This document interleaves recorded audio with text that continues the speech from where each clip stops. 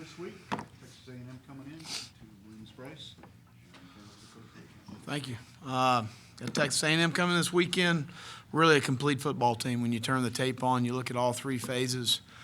Defensively, Kevin's done a really good job recruiting players there, and they are a good-looking bunch when they come out of the locker room. John Chavis, defensive coordinator, guy I've got tremendous respect for, is in his second year at A&M, and that's normally having been through this before as a coordinator and kind of getting things the way you want them as far as how you practice and your installation and those things, and you see his personality taking over on defense there. Deshaun Hall and Miles Garrett, probably two of the best defensive ends in the country, and Marnie Watts and Justin Evans are two of the best safeties in the country, but they play fast and physical, and they play the way you're supposed to play. Offensively, Noel Mazzone's done a really good job, came from UCLA. I've known Noel for a long time. He's a really good football coach. They play up-tempo and the RPOs, but they're a very talented skill group. At the receiver, Christian Kirk, Josh Reynolds, Ricky Seals-Jones, Ratley, Speedy Noel. They've done a really good job recruiting receivers there, and they got guys that are going to create space plays. You got to make plays in space. You got to tackle in space. You got to get yourself aligned and get in the right spots. They stress the defense both vertically and horizontally. Running back Travion Williams, a true freshman, is an outstanding back. He's got big-time top-end speed. He's physical, runs through contact, and then Keith Ford's a transfer from Oklahoma, has done a really nice job for him as well as a big physical back as well. Two offensive tackles are NFL guys, in my opinion, both really good players, and the key's been Trevor Knight, and he's really played well for them. He's a guy that's come in and adapted well to the system. They've done a good job of putting him in situation. He's been in the fire before. He's played a lot of football. He's obviously a graduate transfer, but he is playing extremely well. He's a dual-threat guy. He can hurt you with his legs and throwing it, but he's playing with a lot of confidence and a lot of good people around him. Special teams are very good specialist. Very sound on special teams and really good returners, and they put Kirk back there and Noel back there, so we got our work cut out for us as far as, with that team speed they have, we've got to match that. And 4 o'clock Saturday, getting home to Williams-Brice, we're excited about getting back home. As far as injuries concerned, Chaz Elder practiced today, and we'll put him in some contact tomorrow and see how he holds up, and expect for him to play. Randricus Davis will be out for the game. Other than that, I think we're about the same as we were a week before. Stanley and Camper will be out probably till after the open week, and I believe that's it. I open up for any questions. Raise your hand. We'll get the microphone to you, David.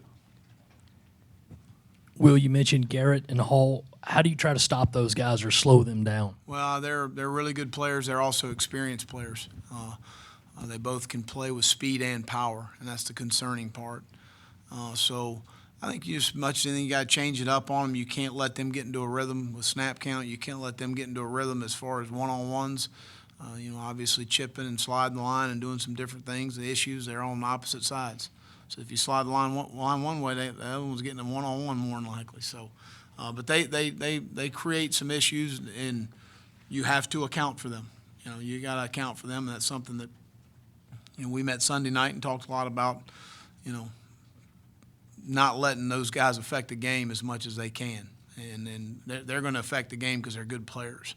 But you got to try to limit their opportunities as much as possible. Within the conference, is the power balance between the East and the West anything you give any thought to? No. You've been on both sides of that divide. Have you noticed anything different about the way things are done in the West versus the East at the schools that you've been in? I don't know what you're asking. I'm just trying to figure out why the West is, for the last 7 or 8 years is sort of. I don't know. I think there's good teams across our league. Certainly, I think maybe on the top end of the Western Division's been a little stronger, maybe. But and obviously Alabama's run's been outstanding. So I think as much as anything, that outweighs a lot of things.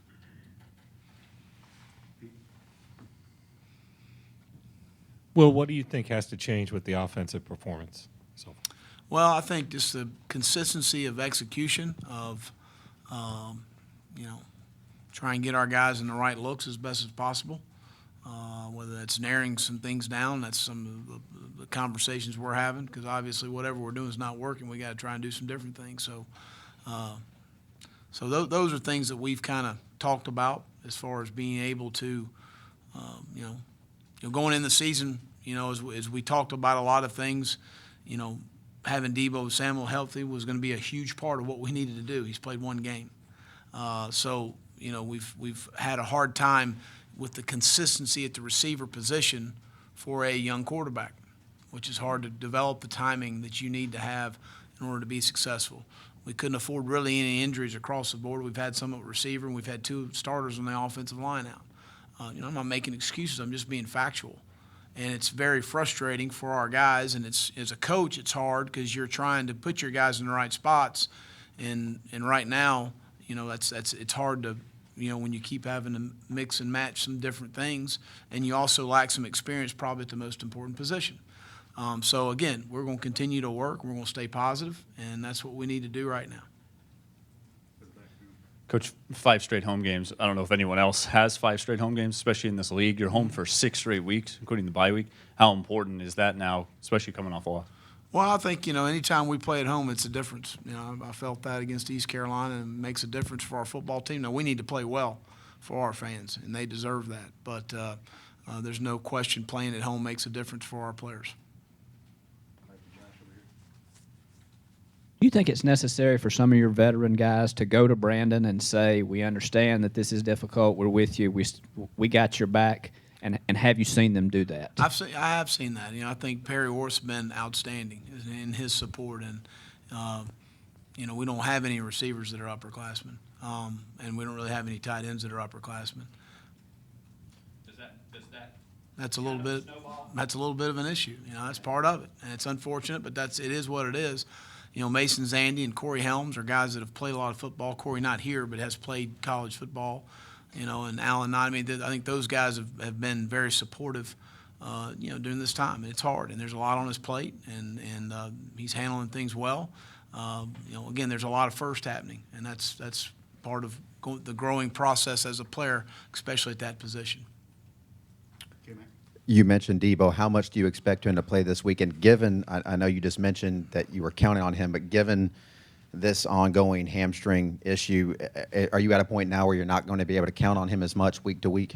Well, again, I think, when we get him back, try and just continue to manage him. We've got the catapult system, which measures workload and all of the different factors, and it's our first year doing it. So generally you're able to make better decisions moving forward on workload and fatigue and those things.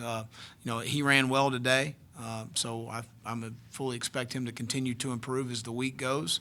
But I'm also not going to put a player out there that's going to risk further injury. So that'll be based on our medical staff and their input they give me after Thursday's practice, and we'll make a decision from there. But it is obviously something that started in high school for him, and it's continued since he's been here. So, again, we got to change what we're doing. We can't continue to do the same things and expect different results. We never had an issue throughout spring. His workloads in spring were much higher than they have been in camp or during the season, much higher. So those are things we've got to continue to work through, and we're exhausting every measure possible to find out what we need to do for the young man, because he's very frustrated as well. Over here in the corner. Going back to John Chavis, what has he done over the years that's allowed him to be successful like he has I been? think as much as anything, Chief is a guy that's got a personality about himself, and sometimes the old saying that your players form the personality of the coach.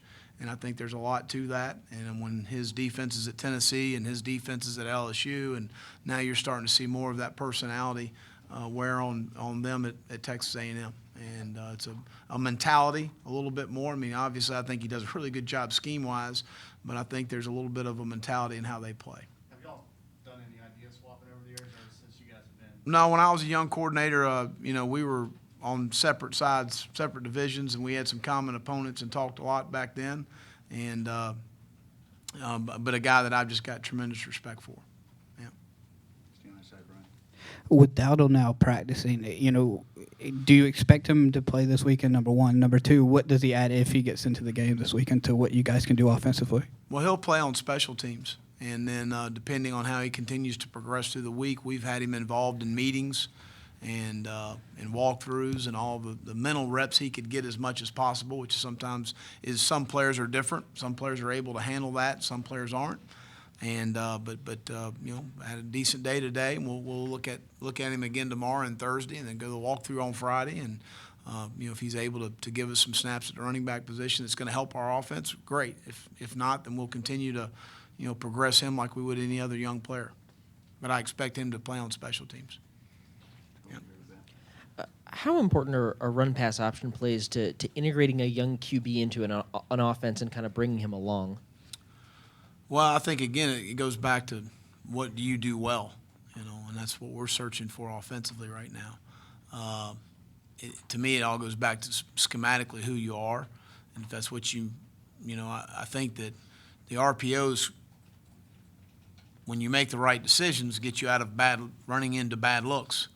So if it's a six-man box and you don't want to run versus a six-man box with a five-man blocking surface, you throw the ball outside. It alleviates the quarterback from having to make a check. If he's able to have a quick game on outside of that. That's one thing. But then you compile that with now decision making. You know, you've got to be able to see the box, and I know this all seems but it's a lot of fast bodies. There's two big old ends in there rushing, and all of a sudden you're making those decisions, and you got to hit a slant and a guy on the move with, you know, a really good cover corner, and Priest Willis holding on to him there, you know, covering him across the middle. So again, how much are those able to you know, execute those things and make those decisions, which got to be made very, very quickly. They're very good and very hard to defend against when run correctly, but you got to execute them. Well, you had a tremendous amount of success both at against Texas A&M and at Florida as a head coach. Why do you think that is? Well, we only played them once when we were at Florida. We had a great game with them there and opened their season.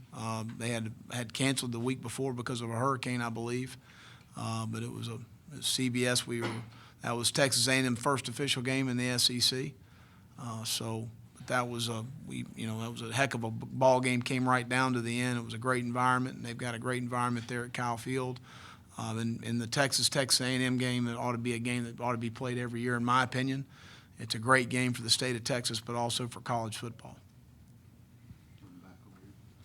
Coach, your run defense, your defense so far this year has been pretty solid. One of the takeaways from the Kentucky game was the run defense, and now you're facing a very capable run offense. So what's the point of emphasis for your run defense this week? Well, I mean, they're going to create a lot of space plays, and they're going to create some one-on-ones. You're going to have to tackle in space against very skilled guys. So that's part of it. But I think part of that goes with saying you play a tempo offense. We need to get our cleats in the dirt and play. And we've got to have a great tempo and urgency about ourselves as far as getting a line and getting in the right spots, getting in your eyes in the right spots, and seeing and reading your keys. Because, you know, that's where they hurt you a little bit, is they get you off kilter a little bit. They get you bounced out of a gap, and then they've got a really skilled athlete hitting an A-gap zone, and all of a sudden he's on your secondary, he's in your second level. And that's a problem. So those are things to me, is having great urgency in what we do and energy and getting lined up and getting our eyes in the right spots. And then you got to go execute. And generally, that's going to come down to when you play a team like this with some one-on-ones where you got to tackle and play in space. Well, your players said that the defensive goal sheet is 16 points or less. Where does the number 16 come from? Is that something you've used everywhere, or is that something for this season? Well, no, it used to be 13 a while back, and then we've kind of just looked at each year where the cutoff is for the top defenses in college football. You know, when we were at LSU, I think we led the country in about everything. We were about 12 points per game, which is really good. It's kind of the way football's changed a little bit, and everybody's taking more snaps, and there's a lot more opportunities to score. That we've kind of bumped that up the last couple of years to 16 points. And if you think in terms of, holding people to field goals in the red zone, maybe giving up one touchdown, that's probably about 13, 16 points. That's probably, in today's day and age, a pretty good goal. Now, the bottom line is the first goal is to win the game. So if you win at 3-0 or you win at 57-54, you did your job. So that's the number one goal, is to win. So let's make sure we talk about that first. And then past that, we have other goals that we think are very important. At this point, how do you balance demanding all from your players to get wins and yet remaining positive when you don't get a positive outcome like the other night? Well, I'm just trying to be very realistic, where we are and where we're headed, and moving forward with the guys who are going to do it the South Carolina way. And that's with great effort, toughness, and discipline, and urgency and energy in everything we do. And regardless of the circumstances or situation, really doesn't matter. You can come to work every day and work extremely hard. That's what you do, and that's what's expected, and that's the expectation I put for myself every day, our staff every day, and our players every day. Will, what kind of growth have you seen from Jamarcus King week to week? And are you pleased with the role he's starting to take on the defense? I am. He's really stepped forward from a maturity standpoint of understanding how important practice is. You can't just turn it on and off. And a guy that's really bought into those things as far as practice is concerned, which is why his play is improved. Also off the field with his film study. He's done a really nice job, and we kind of give our guys assignments to look at as far as the receivers, releases, splits, those things are concerned. And I think Jamarcus has done a really good job with that. He's improved his physicality as far as his tackling and those things are concerned, which certainly showed up Saturday night, and a really nice strip on the second play of the game on the perimeter. So he's got some cognitive measures of trying to get the ball off people, which is good. Several of your defensive guys said today they feel like the communication has improved a lot. Have you seen that from your side? I've been pretty pleased. And we're going to have our best day Saturday because it's going to be at our place and it's going to be loud. When you're on the road defensively, you don't worry about it as much. It was funny. A friend of mine came to practice a while back, and we were playing a home game. He said, why do you have crowd music here for a home game? I said, defense. So I never thought of it that way. I said, when we're on defense, we got to communicate, and it's going to be loud. It's not as much so on offense. So, because of their tempo and because of our crowd noise, we need to have our best day communicating Saturday. Offensively, they can do hand signals. Can you guys do hand signals? Is that an option on defense? Oh, yeah. You guys can get their eyes around. Texas A&M system, do you have to communicate, offensive system, do you have to communicate more on defense than you might against somebody else? No, I mean, it's about the same as it would be each week. I think that, Josh, a lot of things, that we base our concept-wise may change week to week based on a formation, based on a split, based on a back position, whether it's involved in a pressure, a front, or a coverage. And those are all things that we got to be on the same page on. And that's where you've got to have hand signals and ways to communicate, and that's certainly that's something that we had crowd noise at every practice since I've been here, but today we had a lot, to prepare our guys defensively for it. Mm-hmm. In the fall, y'all are able to run a lot of the up-tempo, speed ball kind of offense. Are y'all able to do as much of that during the season as you'd like? I think as much as anything, the up-tempo is working when you're maintaining possessions, and we haven't maintained possessions. We haven't been as good in the last two games on third down. We had more tempo in the first two ball games because we were able to stay on the field longer, and we haven't done that as much in the last two ball games. So, again, our whole idea for the tempo is to pick our spots when we want to be able to go fast and when we need to go fast. And certainly I think sustaining drives longer and staying on the field longer is going to help us do that more. Have some of the changes that y'all have had to make on the offensive line and then a wide receiver kind of hurt that as well? Well, I think anytime you got to make some adjustments personnel-wise, it always affects what you're doing schematically. And that's the hard part as a coach. You got to do enough to where your players have an advantage on game day as far as those things are concerned, but not so much where we've got some confused guys, and then we can't do that. And are you happy with Brandon, the way Brandon is able to run that when y'all are able to go up tempo? Yeah, I think he's got a very good handle of the up tempo, stuff that we try and do offensively. I think it's been good for him. Mm-hmm. Well, how is Brandon holding up, trying to run this offense? And is there any chance that Perry might see some action on Saturday? Well, again, Brandon's been, has played well for us. He was our player of the game against East Carolina and did some fantastic things in that ball game. None of us played very well offensively Saturday night. That's the bottom line. And like any other position, the quarterback's no different. We need to get production out of the position. If we're not getting the right production at defensive end, we're going to put another guy in there and see what he can do. But it's Brandon's game going into it.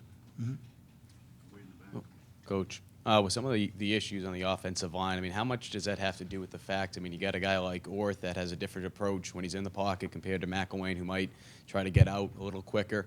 I mean, has that been a challenge with the offensive line trying to adjust from one style of play to another? I don't think so. I think, in the run game, the inside zone's the inside zone. It's run the same way and it's blocked the same way regardless who the quarterback is. From a passing perspective, though? Well, I mean, at the end of the day, both guys have legs and are able to escape if they need to, and the setup points are all the same, but that doesn't change on who's in the game. So, again, we need to block better up front. We need to sustain better up front. Does this Texas A&M offense, maybe more than most, throw out kind of more window dressing and quirky looks that you might not see week to week?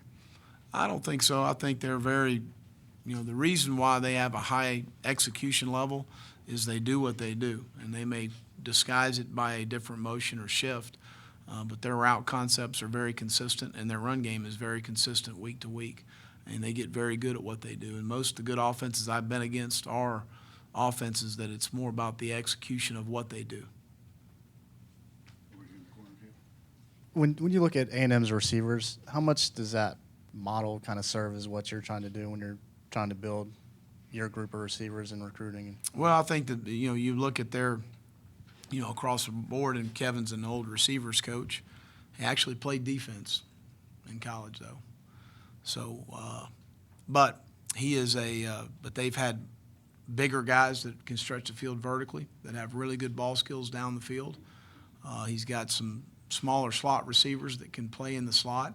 Now, most of their tempo, their outside receivers play right and left because they can't, switch from a Z to an X. So they got to learn both positions, and their slot guys. But, they've got a variety of guys and talent, skill levels as far as their length is concerned, their size is concerned, and their quickness.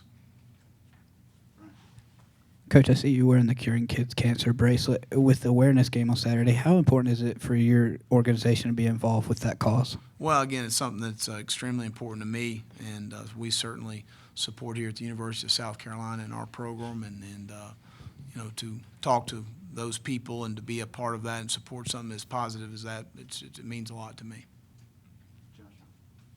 Brian Edwards healthy? Mm-hmm. Yeah, he tweaked his hamstring at the end of the game. He got on a tackle on our sideline and tweaked it a little bit, but he practiced today, so looks fine. Coach, what were your thoughts when you found out that Les Miles was let go at LSU? Disappointed for Les, and he's always been very good to me, very cordial to me. I think he did a fantastic job at LSU, and you're always disappointed to see something like that happen. I wish him the best, but he's a good football coach, and he's a good man at the end of the day. Coach, with some of the injuries at wide receiver, do y'all encourage Brandon to maybe be a little bit more aggressive, maybe not wait in the pocket as long and use his legs to break out, or right now would you rather him stay in and wait and let a play develop? What's the preference on that? Well, in any drop-back game, whether it's play action or drop-back, we have a progression read, whether he's reading half the field or he's reading full field, whether it's split safety or whether it's middle field. And we want him to take through his progression, and whether it's from a curl to a diagonal to a check down or whatever it is, go through your natural progression. And if things aren't there, then utilize your athleticism. And I think that, for the most part the other night, he got through his progressions pretty well. Is this running game where you want it to be in terms of the diversity of concepts that you're able to use right now? Well, it's certainly not where we need it to be. And so obviously we need to run it better.